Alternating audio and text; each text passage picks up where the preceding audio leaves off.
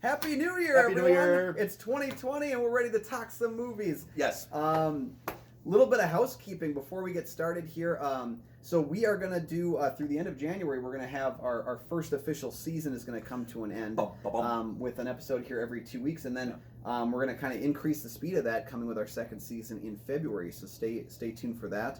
We kind of have like a little bit more of a relaxed time in January. Nick and I like to get caught up on as many films as we can that we missed in the previous year. Yeah. I like to go through my stack of Black Friday purchases. So you're going to see a lot more of us coming in February with some new choices. But today, we're going to talk most anticipated movies of the year. Well, our most anticipated, right? Yes. Yeah. There's going to be some movies that I think people would like and anticipating that are not going to be on my list. It doesn't mean I don't like them, but you appreciate them more. Yeah. These are kind of we are actually anticipating. There's not my list is not really so much scholarly. It's just sometimes there's a little more scandal involved. That's why I'm anticipating. I like to think of it as like the films where I'm going to go see them as soon as I can when they come out, and not just when someone tells me to go see them. So my basis of what I'm anticipating is not so much like Top Gun's coming. I know what Top Gun's gonna be like. I'm not really anticipating because I kind of know what I'm getting into. Yeah. My anticipation is like, what's it about? A little more mystery involved with some of my picks. Yep, and some of these like franchise choices too. I kind of came across this idea of like well, for example, Top Gun. I might be more excited for Top Gun Maverick when I actually watched the first film because I've never seen it. So, like there's a couple film franchises where it's like I might be more excited when I catch up because I've got Top Gun in the stack ready to go for January here, and maybe I'll have a couple months by the time that film comes out. So, another thing I want to point out too, because a lot of people ask me this every year. You guys can find some of my older years lists on GoatFilmReviews.com. Every January I do those, but people always like to tell me like, why didn't you talk about like the Academy Award films from the year? And it's like because we don't really know what they are yet. Like that, the conversation hasn't really happened yet. So you're going to find, for me personally, you're going to find a lot of the directors that I really like to watch, a lot of the franchises that I regularly go to with excitement, or are coming back in a new way. So you're not going to see those films like that we're going to see on like top 10 lists. We're not saying that these films will be my favorite movies of the year. We're just the ones that right now we're excited about. So. Yeah. And plus, the movies that have already been nominated at Oscars, there's always a bunch of information that you can find that we don't even know how to talk about, right? And those films, again, like no one knows what they are until they come out. Like they're not films that have these year-long marketing campaigns, Yeah. So we won't know what those films are until we see them, and most of the time they're surprises. I mean, most of my favorite films. How many emails we sent to the Oscars? That's not going to tell us. No. There's no pre-screeners. So yeah, that's what we're going to talk about today. Top 10 most anticipated films from Nick and myself for 2020. Stay tuned. I'm Nick from the St. Paul Filmcast, and this is Kyle from Goethe Film Reviews. And you're watching Kyle and Nick on Film.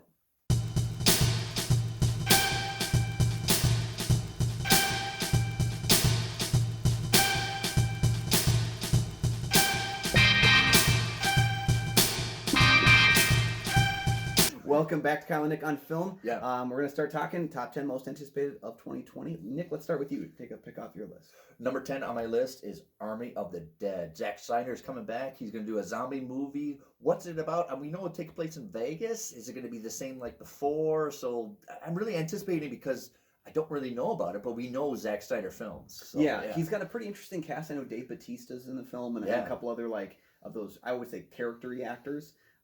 It has to do with being set in Vegas, and it's a heist film. Something like add in zombies, like they're stealing something out of like a Vegas vault, but then zombies start attacking. So it's very exciting. The great thing is it's on Netflix. There's no risk involved with watching the film. If you have Netflix, just watch it. Yeah. And I think it's fun to see that Zack Snyder's coming back. I think he kind of got a bit of a hard deal on his DC time, even though I was not a giant fan of his DC films. I think he kind of got a rough No, a lot of people have hammered him down about what, critique him, bring the Zack Snyder cut back. But I think this is a nice way to step back forward and get back into the game and just kind of, all right, what I've done best, what I'm good at. I've done a really good zombie movie, really hard flicks. Let's get back into it and have some fun. Vegas is a nice set point because it's a nice setting for a zombie movie because you get all the glitz and glamour and Yeah, and Zack Snyder is good at opulence. You know, he likes That's his, the his word. Vegas opulence Yeah. right there. And I think this whole release the Snyder Cut thing is just some viral marketing on his part to like get people talking about him. So when his film drops, he can be like, "Remember me? I was that guy." So yeah, I think with Zack Snyder, I think especially with this, it's probably going to be a hit, or miss. And Yeah. we want to see what one it is. Exactly. Yeah. So my number 10 again. Mine are kind of like based on release schedule because I just couldn't pick a favorite because I haven't seen them yet. Okay. But my first one on my list is The Invisible Man. Ooh, I was well, very the excited. Yeah, the Blumhouse produced, Lee Wanell directed. I've been a fan of Lee's writing for years. He created the Saw franchise. He created Insidious, Dead Silence, and has just done so much work. He recently wrote and directed Upgrade, which was a very small film that skirted by, but it was really good. It was on like my top 10 from that year. Yeah, and I think like he's one of those guys. I've enjoyed his directing, and now I've enjoyed his writing for a long time, and I think this is cool. For me, I was very excited for the Dark Universe idea. Yeah, I like the fact that there was going to be, because I mean that was the first official cinematic universe, was the Universal monsters back in the 30s and 40s and 50s. This whole idea though is that they really pushed for making like action films out of these horror icons when it should have been making horror films. And I think Blumhouse can make a $5 million horror film and make $100 million with it. And I think that's what they should do here, and that's what they are doing. So I kind of think Invisible Man is going to be like their third backdoor attempt into making a cinematic universe, but they're going small this time. They're going director-driven. They're going story-driven. They're going character-driven. Like they are really getting down into gritty with it. And it seems like a really cool idea for a film. We haven't really had an Invisible Man movie since Hollow Man. Yeah, and that was kind of like really more of a horror. It wasn't really like a scary. Yeah. I think Blumhouse does it right. Does it really right. They have been doing them. Yeah, there are very few times when Blumhouse has just completely missed the mark, and I think this is one that I'm pretty excited to see, and it's coming out of a big string of horror films coming out in early 2020. What about your next pick? Number 9, of course, I'm gonna have Godzilla versus Kong. Yeah. This is the third time with Godzilla. They haven't done very well, and third time, hopefully, it's a charm and bringing back the monsters. Obviously, they did Godzilla and King Kong before. Mm-hmm. Hopefully, with them two together, they can get it right this time. I want to see monsters. Yeah, so when Godzilla 2014 came out, I felt like it was trying to take the Jaws approach of like, let's not show the monster very much. But like with Godzilla, I feel like you have to show the monster. Yes. With the shark, it's the shark. It's better not to see him. With Godzilla, it's the spectacle. That's what you want. You want it, yes. And I think they course corrected with Kong Skull Island because there's so much Kong in that film, and it's all like cheesy 70s. But action. I dug that movie. I really had did. a lot of fun with it. It's a very pulpy grindhouse kind of take almost on it, where it's just a lot of action and a lot of, so there's some stupid characters. But I don't want to say I'm a Skull Island apologist. Mm-hmm. I thought it was a great movie. Yeah, I really enjoyed it. I liked the timing, the introduction, and everything. And John C. Reilly's playing. Yeah.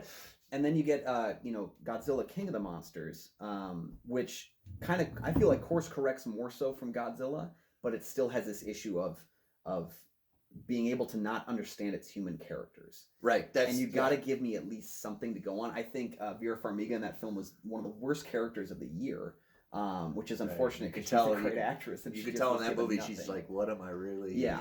So with Godzilla vs. Kong, I'm really excited. Adam Wingard directing. He's done a lot of horror films, a lot of really great ones too. Your Next is a great horror. Your Next, and I think his Blair Witch is superior to the original film because I don't really like the Blair Witch Project. But Adam Wingard coming in to do this film excites me. It does concern me a bit that they pushed this film 7 months. I'm hoping it's just to make a better special film. Effects, right? Yeah, or to maybe recalculate a little bit after the financial disappointment that was King of the Monsters. I hope they're just working on making a better film. But now they kind of put it right in the line of sight with the Eternals and Marvel. So it's like they got to really knock it out of the park with this marketing campaign. That's what I'm anticipating. It's going to really either this is going to be it or really have to put Godzilla away. Yep. So once again, that's Godzilla vs. Kong. Thanks for moving it off my birthday weekend, jerks. But my next film on my list is Pixar's Onward. I didn't really care about the film until I saw that trailer. It's set in a world where it used to be fantasy, but then all the magic left, and then basically just turned into our world, but with fantastic characters. Like Pixar does that. They play with reality. They really play with the ideas, and like they create such rich worlds. And I think this is one where like the unicorns are like raccoons, like digging out of the garbage and stuff like that. And I think that's kind of funny. And there's no magic left in the world. It's about these two brothers who for one of them's birthday, receives a magic staff from his passed away father. Oh, wow. And this staff gives them the ability to bring their father back from the dead for one day. And so, like, I'm already crying. It's almost like the Mexican one they did. Coco. It's almost like Coco. Yeah, but the great thing about it is, so they have the staff, they can bring him back, but something goes wrong with the spell, and they only bring back his lower half. Ooh. So now they're going to go and try to finish this spell before they lose their day with their father. It's got kind of some like Weekend at Bernie's vibes to it, where they're trying to like keep him like looking normal and stuff. Chris Pratt's voicing one of the characters, Tom Holland's voicing one, Julia Louis-Dreyfus is voicing the mother. It just seems like a really entertaining ride of a film. But then I also know that this is one of those ones that at the end is just going to leave me bawling in the theater, and I'm very excited. I love these kind of like really wild ideas from Pixar. So they got a concept, they got a theme, and they work really well. Yeah, exactly. So that's my next pick was Onward from Pixar. What's your next pick? Number 7. One of my favorite writers, Aaron Sorkin, is now going to do his first director's movie, Trial of Chicago 7, based on the true story of the arrest of the 7 people of Chicago during the Democratic Convention in 1969. Has an all-star cast. Michael Keaton's going to be it. Joseph Gordon-Levitt's going to be in it. Sacha Baron Cohen. Of course, Aaron Sorkin's directing and writing. It's going to be dialogue heavy. Yeah. So, and have certain political themes into it. But definitely, I'm really interested in seeing Aaron Sorkin's first time directing. Awesome. Yeah, I'm excited about that too. Did he do Molly's Game? I thought he Molly's Game. He wrote it.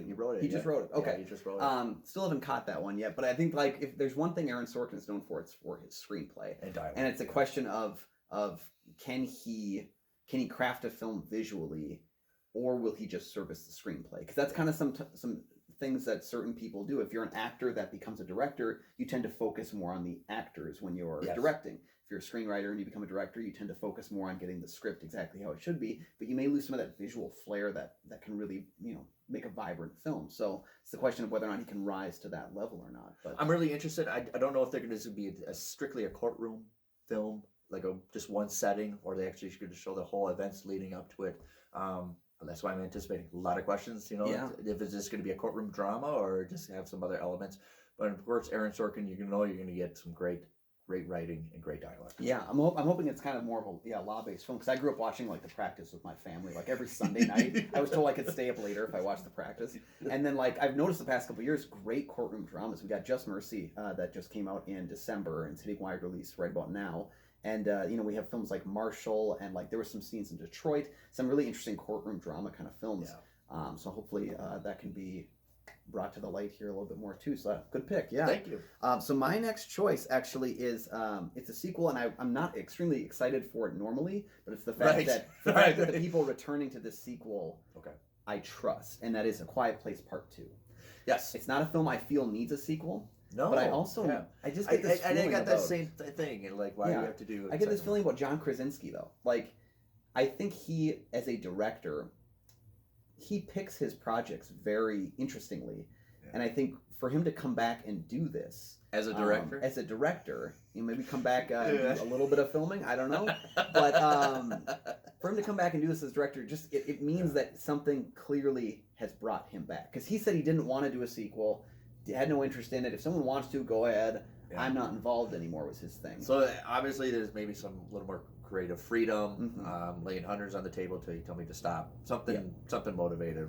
Hopefully it wasn't money, and we get a good, solid sequel to this. Yeah, and then we get the addition too of Cillian Murphy, who's joining the cast this time around. We'll see the returning players from the previous film. Yeah. I thought this franchise seemed like it might be kind of really set up nicely for a kind of like a cinematic universe where you never really ever met them, like standalone stories in this like conceit. Pockets of stuff. But bringing back some of the returning players and bringing back a lot of the returning crew leads me to believe that, okay, we're just going to go for more of a straight sequel, but what can you introduce this time around? Because the first film ends on a very special note where you could go somewhere with it, but it's a question of should you. Right. So I'm really excited to first see some trailers for it, and then see the finished film and see what brought Krasinski back to the fold. So that was my next choice, A Quiet Place Part 2. Nick, what's up? Very obvious.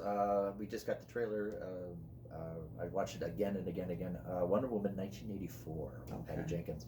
And you look at the trailer, you know what they're doing. They're putting color. It's like maybe like Thor Ragnarok. They're putting a little more color into it, a little pizzazz into it. And I think they're borrowing again from DC's borrowing from Marvel and jazzing it up. But I really wanted to see how they're going to project a sequel. Wonder Woman has a great villain, a Cheetah. I hope they present it really well, especially with Kristen Wiig. Yeah. Who should People don't give her credit as an actress. I think she's pretty darn capable. If you see things like Bridesmaids, she does have both comedic chops, but she also gets to those serious elements pretty right. nicely. She has that ability to be a really reserved and just catapult. Yeah. If you watch some more of her, like, her less like widely known films, like a lot of her, independent kind of stuff. Yeah. I mean, I think you can see someone who has the ability to act there, and I've never seen her in a straight up villainous role. No, and I think this is probably where she gets to really shine. Not so much for comedy, even though I think there'll probably be some comedy into this. I think they're trying to do a little more like a Thor Ragnarok. Yes. So the goal would probably be to lean towards the Thor Ragnarok and less towards like a Amazing Spider-Man 2, which is what I concerned about when I heard Kristen Wiig as the villain. I was like, are they going to kind of get that like she's bumbling and silly, or are they going to do, how are they going to play her? And I think you've also got Pedro Pascal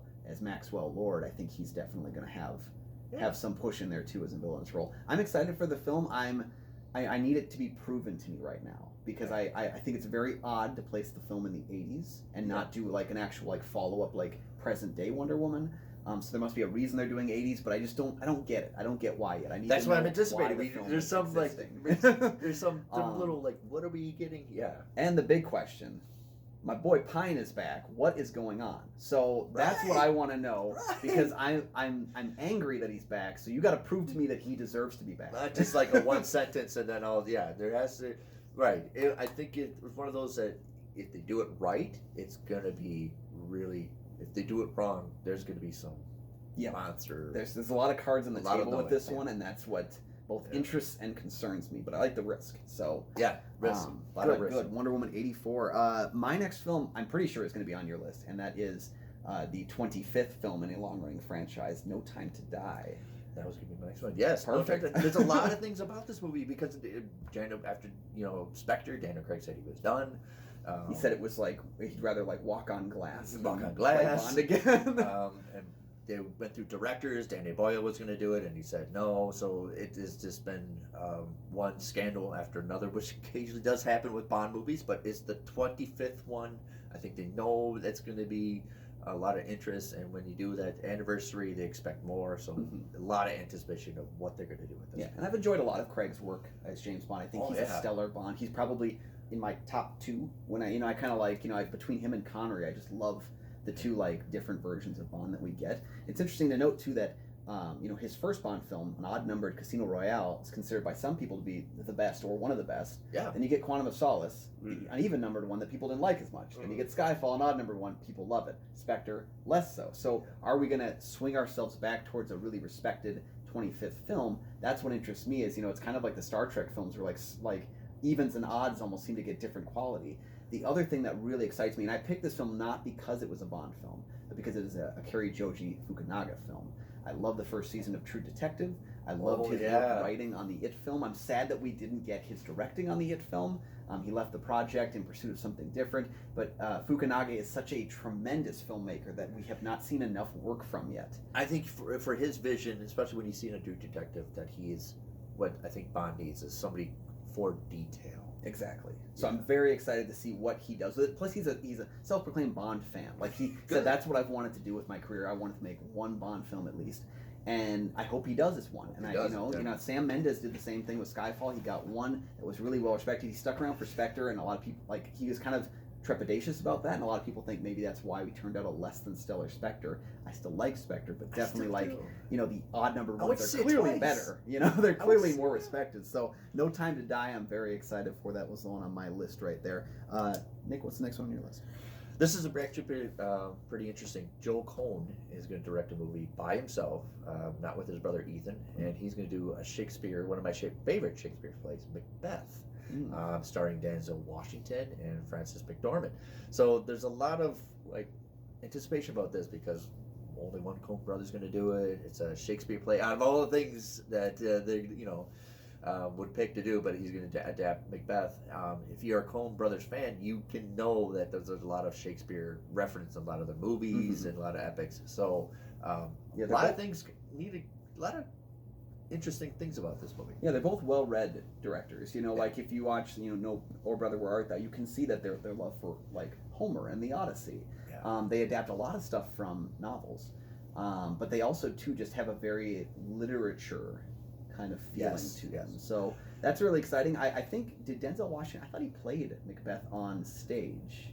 He probably did. I think he's done Shakespeare before. Yeah, he's done some Shakespeare before. I think so. That's really exciting to see. I think there have been times before when one of the brothers has directed and the other one's directed as well, but then one got the credit. So I'm wondering if they share mutual. One's kind of like taking on like maybe a larger piece of the pie, when the other one will come in and kind of help be a part of it. So I don't know. It's very exciting. There's a whole bunch like why the split up? Why is it only one? And all this stuff. A lot of questions. Yeah, and we previously got a Macbeth version. Justin Kurzel, I believe, did a version of the film with Michael Fassbender, which was a couple years back. Yeah, which was a lot of people really loved it. A lot of Shakespeare people and Macbeth fans. Macbeth is one of my 3 favorite Shakespeare plays. And it would have been on my top list if the distribution would have been right. It was delayed. American distribution was delayed because there was a lot of problems, legalities of distribution for that film. So even though it came out in Britain, we had to wait here in America for like 8 months to get it. Yeah, so that one was one like. It's interesting. It's kind of like what we talked about. We talked about some time ago about like Little Women, where like one of these movies needs to come out every couple of years. I think Florence Pugh did a version of Lady Macbeth, which was a bit less like based on the actual play and more. No, it's titled Lady Macbeth, but it was like the indentation of somebody that can manipulate everybody. Yeah, which Lady Macbeth can do it. So it's kind of more like an interpretation of the source material in a different way. So it's almost like someone needs to make one of these films every single couple of years, and like. Yeah, this is our version here. We're going to get a Coen's version, hopefully more towards the darker No Country for Old Men than the Hail Caesar Macbeth. I don't want to like that. I don't want to like a slapstick. I think Macbeth needs to get dark. Yep. And what's their last film that they did? Was that Buster Scruggs? The Buster Scruggs. Okay, so and they tend to do that where they do like something a little bit more comedic, and then they kind of go something a little bit more serious. And I feel like Buster Scruggs is more of that comedic level, so more kind of swing back into the darkness here. They do. They really do. Very exciting. So a version of Macbeth from a Coen brother. Hey guys, so that was just part 1 of our top 10 most anticipated films of 2020. Make sure, if you're interested in this, please click on to part 2, and then don't forget to like, comment, and subscribe, join our Patreon, and check out all of our other films or other videos on the list. Yeah. Join us for part 2.